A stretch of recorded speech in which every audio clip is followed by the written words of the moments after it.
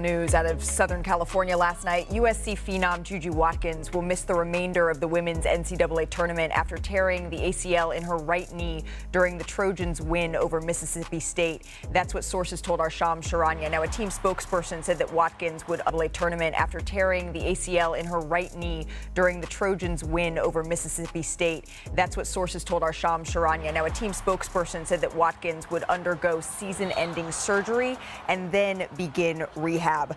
Hall of Famer Holly Rowe, who was in the building on the broadcast yesterday, joins us now. Holly, through the television.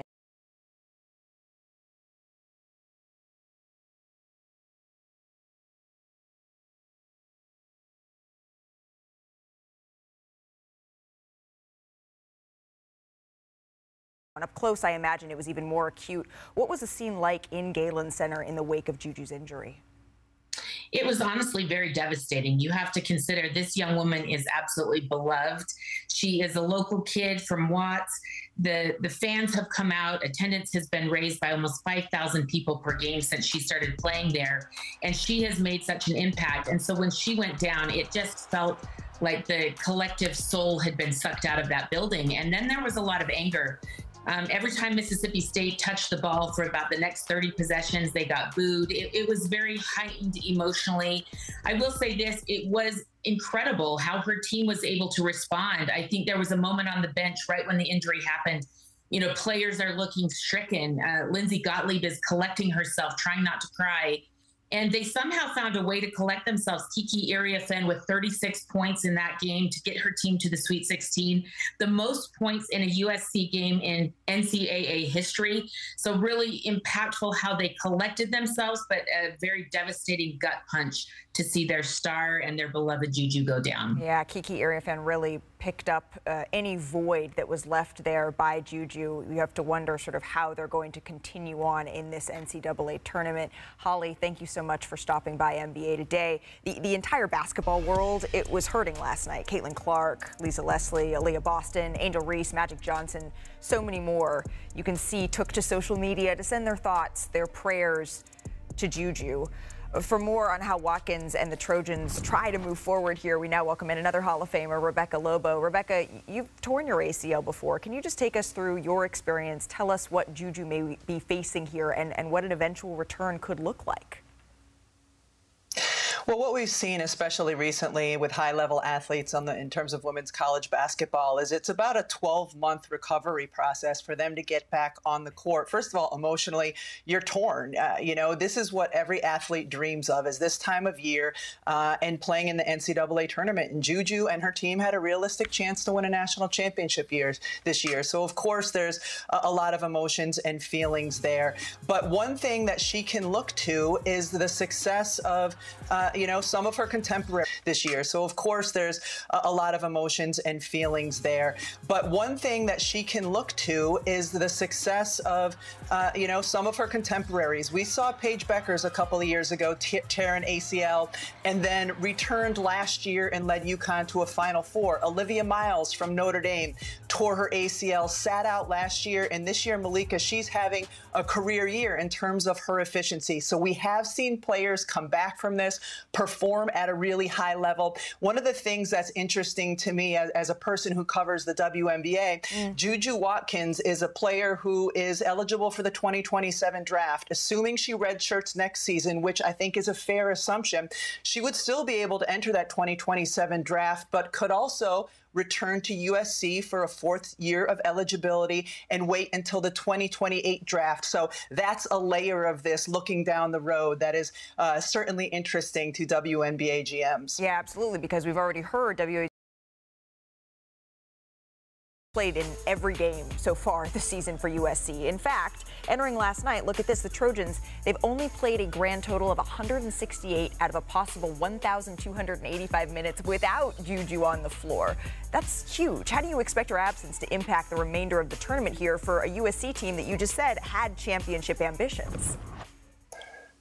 I expect it to impact them in a massive way. This is similar to if Caitlin Clark had gotten injured over the course of either of the last 2 seasons. Because Juju is so high usage for USC, leads them in scoring, leads them in assists, leads them in steals. She's the primary ball handler, the primary facilitator. So Kiki Iriafen, of course, was huge last night. But to win a championship, to get to a Final Four, you have to have elite level guard play.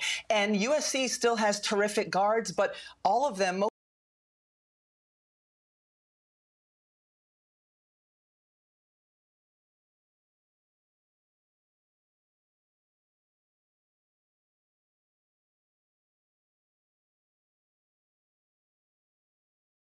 back and hopefully better than ever.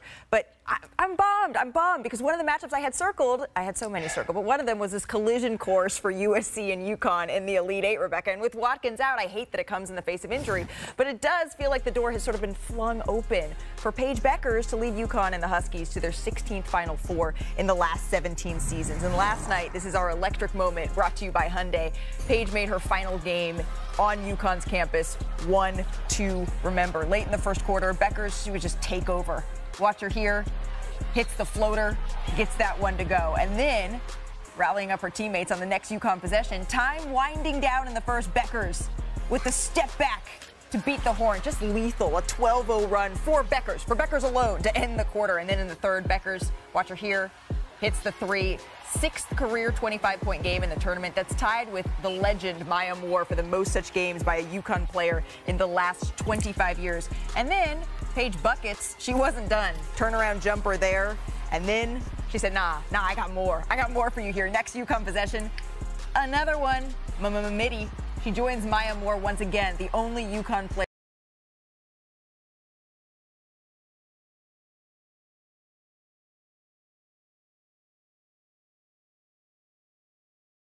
at the beginning of this season called Paige Bueckers the most unguardable player in America, and she looked like that yesterday. She came out looking to score. At times, she's been criticized for being too unselfish. She wasn't that yesterday. And Malika, what really stood out to me, not only was her aggressiveness hunting her own shot, but she made 14 field goals, and they were all different from one another. She never celebrated herself on her made field goals, but how about on this play?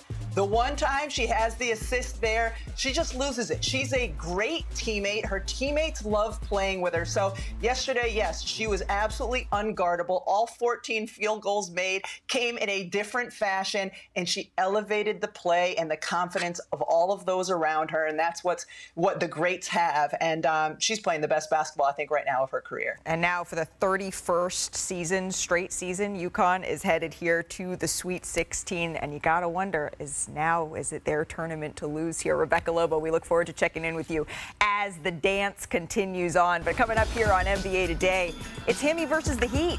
What are the emotions like in Miami ahead of tonight's revenge game for Jimmy? We've got a live report after the break. Plus, are the Mavs sending a signal here that they're about to re-enter the playoffs group chat? Hear from a healthy Anthony Davis following the first game back for the Dallas Mavericks. And we also have the latest on Jason Tatum's ankle injury. Would it be wise for the Celtics